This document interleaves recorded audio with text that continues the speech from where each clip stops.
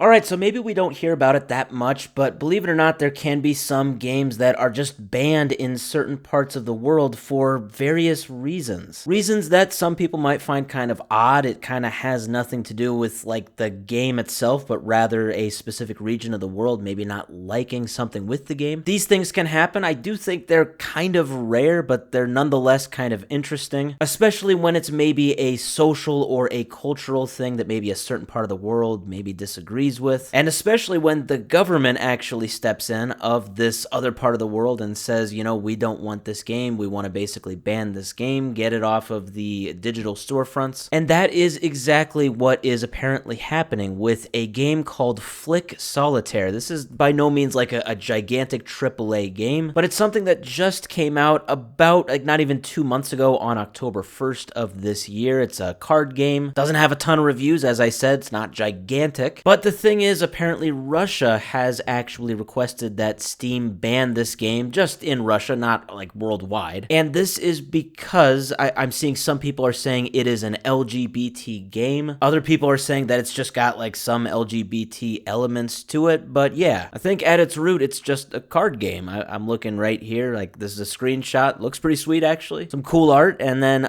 we got this screenshot right here. You see on the top left, there's like an Instagram handle for somebody. I think there's like different artists that kind of have their own rendition of a traditional deck of cards, and that's kind of just the running thing, I think, in this game. So then you have like an example right here, Queer Chameleon. Obviously that is, you know, probably LGBT centered or has that theme to it. And yes, this is all kind of that the game is. I wouldn't even really think even like stricter parts of the world like Russia would think that this is like that offensive. It really is just a card game. It's not like it's like, you know, crazy, like cruel drawings or something. But apparently that is what has happened. So this is according to gamesindustry.biz. They say PC games giant Valve has reportedly censored content on its Steam platform at the behest of the Russian government. So this is actually coming from a different source. This is a report on Flick Games, that is the developer and publisher. So the source, the report is by Video Games Industry Memo. I'll look at that here in a little bit. They revealed that the company was asked by the country's media censorship body, Roskomnadzor. This is Russia's media censorship body. So Steam was apparently asked to remove this game, Flick Solitaire, from the Russia version of Steam due to the game's LGBTQ plus content. So we got the report right here from the Video Games Industry Memo. I've got this in the description if you do want to read it. It's actually quite in depth. I'm just kind of going over like the main highlight here, but this was reported about 3 days ago, November 27th. So yes, apparently Russia's government, Russia's content media censorship body, they reached out to more than just Steam, a few different digital storefronts. Now, according to this report, Google did not respond to Russia's request to remove the game from Google Play. As far as Apple goes, Apple informed Flick Games, that's the developer, that they had received a note from the censor, but reassured them separately that Russia's letter did not affect the studio's standing with the platform. It says at the time of this writing, Flick Solitaire remains available to download in Russia on Android and iOS. So the game was not removed from Google or Apple storefronts, but on the Steam storefront, it was a bit different. So it says Valve's storefront sent a message to the team